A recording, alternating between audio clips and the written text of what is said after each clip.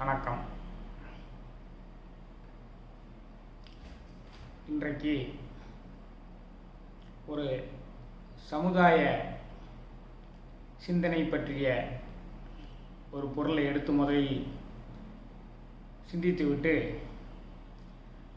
அதன் பின்னர் வழக்கமான கந்தரனுபூதி 48வது பாடலை பற்றி பேசலாம் என்று நினைக்கிறேன். கடந்த 4-5 தினங்களாக தொலைக்காட்சிகளினுடைய செய்திகளை பார்க்கும் பொழுது மனம் மிகவும் ஆழ்ந்த வேதனையையும் சஞ்சலத்திலும் இருக்கிறது. இந்த புயல், மழை, வெள்ளம் நமக்கு உணர்த்துவது என்ன? நம்ம எல்லாரும் வளிமண்டலவியல் திணைக்களத்தினுடைய அந்த செய்திகளை உற்று கவனித்து தான் வந்தோம். புயல் எங்கே கரையை கிடைக்கும், அது மாமல்லபுரத்துக்கும் காரைக்காலுக்கும் இடையே கரையை கிடக்கும் அப்படி என்று சொல்லி கடற்கரையோர மாவட்டங்களில் தான் அதிகமான மழைப்பொழிவு இருக்கும்னு நாமளே நினைத்து கொண்டு இருந்தோம். ஆனால் அதைவிட அதை தாண்டி உள்ள வட தமிழக மாவட்டங்களிலும் அதிகமான மழைப்பொழிவு செஞ்சு, புதுச்சேரியிலும் அதிகமான மழைப்பொழிவு செஞ்சு மக்கள் பெருந்துயரத்தில் ஆழ்ந்திருக்காங்க. அறிவினால் ஆகுவதுண்டோ பிரிதின் நோய் தன்னோய் போல் போற்றாக்கடை வள்ளுவர் சொல்றார். பிற உயிர்களோட துன்பங்களை தன் துன்பம் போல நினைக்கலன்னா நீ அறிவு பெற்றிருந்து என்ன பயன் சொல்றார்.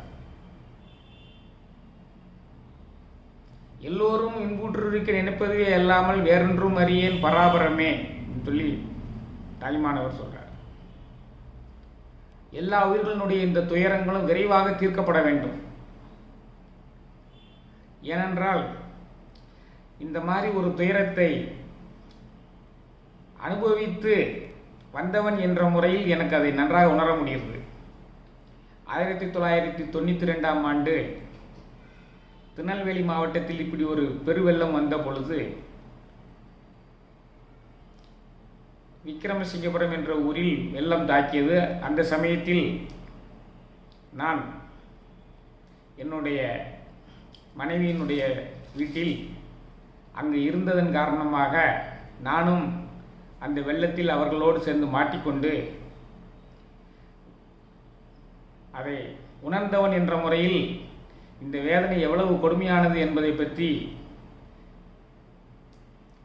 மிகுந்த வருத்தமும் துயரமும் அடைந்து இந்த சமயத்தில் நாம் அந்த மக்களுக்கு என்ன செய்ய வேண்டும் என்பதைத்தான் இந்த பதிவில் பார்க்க போகிறோம். முதல்ல தமிழ்நாடு இன்று தலை சிறந்த மாநிலங்களில் ஒன்றாக திகழ்கிறது. அதில் சந்தேகமே இல்லை. தலை சிறந்த மாநிலங்களில் ஒன்றாக நாம் இருக்கிறோம், சந்தேகமே இல்லை. இப்படிப்பட்ட இயற்கை சீற்றங்கள் எல்லா காலகட்டங்களிலும் வந்திருக்கின்றன.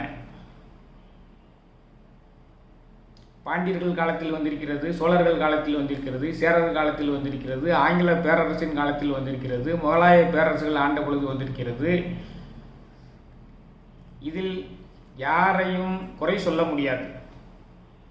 இது இயற்கையினுடைய கோர தாண்டவம். அதை முதலில் நாம் உணர வேண்டும். இந்த இயற்கையின் கோரத்தாண்டவம் நிகழும் பொழுது நாம் ஒற்றுமையுடன் இருந்து செயல்பட்டு அந்த மனிதர்களுடைய துயரத்தை போக்குவதில் தான் முனைப்பு காட்ட வேண்டும். தொலைக்காட்சி நிறுவனங்களும் ஊடகத்துறையும் பாதிக்கப்பட்ட மக்களுடைய நிவாரணத்திற்கு இப்பொழுது என்ன செய்ய வேண்டும் என்பது சம்பந்தமான ஆக்கபூர்வமான கருத்துரையாடல்களை மட்டும்தான் நிகழ்த்த வேண்டுமே தவிர வழக்கம் போல யார் மீது குற்றமில்லை என்று ஆண்ட கட்சியையும் ஆளுகின்ற கட்சியும் வைத்துக்கொண்டு பேசுவதெல்லாம் சரியானதல்ல. அந்த மக்களுக்கு இது ஒரு தீர்வாக அமையாது. இப்பொழுது நாம் ஒற்றுமையாக இருக்க வேண்டும். ஒற்றுமை என்றும் நலமாம் என்று பெரியவர்கள் சொல்கிறார்கள். அனைவரும் ஒரே குரலில் இருந்து இந்த மக்களினுடைய வாழ்வாதாரத்தை மீட்டு எடுப்பதற்கு தேவையான நிதி ஆதாரங்களை அதற்குரியவர்களிடமிருந்து பெறுவதற்கு முனைப்பு காட்ட வேண்டும்.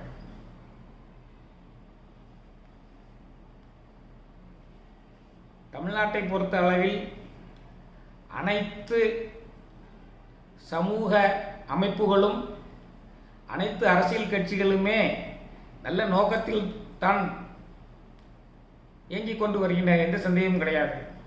இதில் போய் நான் நன்றாக செய்தனா நீ நன்றாக செய்தனா என்று பேசுவதற்குரிய நேரம் இது கிடையாது. இது ஒரு ரிலே ரேஸ் மாதிரி, தொடர் ஓட்டம் மாதிரி. தொடர் ஓட்டத்தில் நாம் இன்று முதலாவதாக இருக்கிறோம் என்றால் இதற்கு முன்னால் 3 பகுதிகளில் ஓடியவர்களும் நன்றாக ஓடியிருக்கிறார்கள் என்று தானே அர்த்தம். அதனால் யாரையும் குறை சொல்ல வேண்டாம். அந்த பேச்சையே முதல்ல விடணும். 1947 இருந்து 67 வரைக்கும் ஒருவர் நன்றாக அடித்தளமிட்டு சென்றிருக்கிறார்கள். 67 இருந்து 77 வரைக்கும் ஒருவர் நன்றாக அதை தொடர்ந்து செலுத்தி கொண்டு வந்திருக்கிறார்கள். 77 இருந்து 87 வரைக்கும் இன்னொருவர் அதே மாதிரி செயல்பட்டு வந்திருக்கிறார். 89 இருந்து இன்று வரை மாறி மாறி ஒவ்வொரு கட்சியாக உழைத்து கொண்டு தான் இருக்கிறார்கள். யாரையும் குறை சொல்றதுக்குரிய அர்த்தமே கிடையாது, அதுக்கு வாய்ப்பே கிடையாது. இந்த சமயத்தில் அனைவரும் ஒற்றுமையாக இருந்து இந்த சூழ்நிலையில் இந்த பாதிக்கப்பட்ட மக்களினுடைய வாழ்வாதாரத்தை மீட்டு கொடுப்பதற்கு கால்நடைகளை இழந்தவர்கள், பயிர்களை இழந்தவர்கள், அனைத்து செல்வங்களை இழந்தவர்கள், அந்த சமயத்தில் அவங்களுடைய உணர்வு எப்படி இருக்கும், அதுக்கு பக்கபலமாக நம்ம போய் நிற்கணும். சொல்லப்போனால் கடல் நீர் நடுவே பயணம் போனால் குடிநீர் தருவது யாரோன்னு கேட்குற மாதிரி ஊரெல்லாம் வெள்ளம் போகும்போது குடி தண்ணி இருக்காமல் இருக்குங்க. நான் இதையெல்லாம் சில நாட்கள் 1992 அனுபவித்தோன் என்ற முறையில் தான் இது சொல்கிறேன். தண்ணீர் இருக்கிறாது, பிள்ளைகளுக்கு பால் இருக்காது, அவர்கள் வீட்டில் சமையலை ஆரம்பிப்பதற்கு இன்னும் சில நாட்களாவது ஆகும். இந்த துயரத்தில் நாம் தமிழக மக்கள் அனைவருமே ஒன்று சேர்ந்து இருந்து இந்த பாதிக்கப்பட்ட மாவட்ட மக்களினுடைய கண்ணீரை போக்கும் வகையில், துடைக்கும் வகையில் நாம் செயல்பட வேண்டும். அனைத்து கட்சிகளும் ஒருவர் குறை சொல்வதை விட்டு நம் தமிழகத்திற்கு என்ன வேண்டும் என்பதை உரியவர்களிடம் கேட்டு பெற வேண்டும். எல்லோருமே ஒரே குரல் ஒருமித்து ஒலித்தால் நடக்காது எதுவும் இல்லை. அதேபோல் மக்களும் மழைப்பொழிவு தொடர்ந்து கொண்டிருக்கும் பொழுது நமக்குரிய பாதுகாப்பு நடவடிக்கைகளையும் நாம் மேற்கொள்வதற்கும் பழக வேண்டும். இனி வரும் காலங்களில் இந்த மாதிரி குறைந்த கால அளவில் அதிகமான மழைப்பொழிவுக்கு வாய்ப்பு இருக்கும் மாதிரி என்விரான்மெண்டல் ஃபேக்டர்ஸ் இருக்கிறது. மழை பொழிய ஆரம்பித்து 2 நாட்கள் மழை பெய்யும் என்று சொன்னாலே ஆற்றங்கரையோரத்தில் வசிப்பவர்களும் மற்ற அணையிலிருந்து தண்ணீர் திறந்து வரக்கூடிய இடத்தில் இருப்பவர்களும் கொஞ்சம் எச்சரிக்கையாக இருக்க வேண்டும் என்பதை இந்த புயல் மழை வெள்ளம் உணர்த்துகிறது.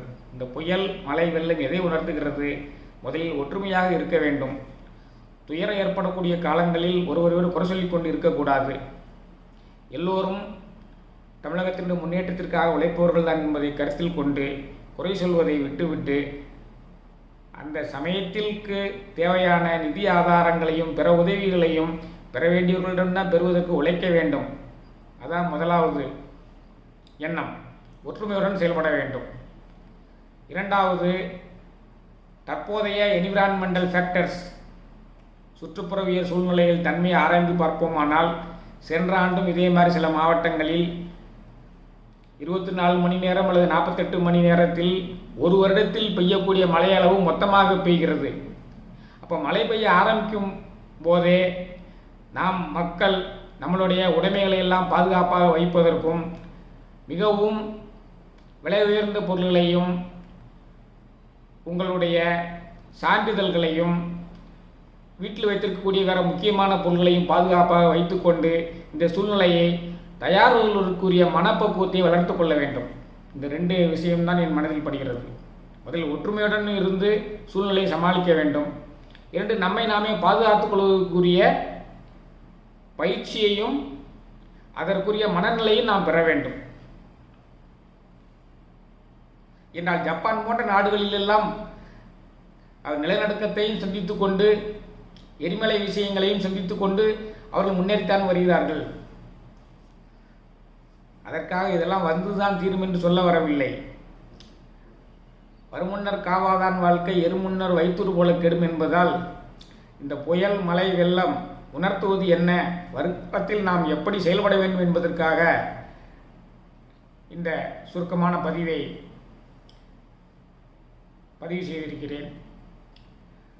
இறைவன் அவருடைய அருளாலும் அனைவருடைய முயற்சியாலும் விரைவில் எல்லா மாவட்டங்களிலும் சகஜ நிலை திரும்பும் என்று நம்புகிறேன். இறைவனை வேண்டுகிறேன். நன்றி, வணக்கம்.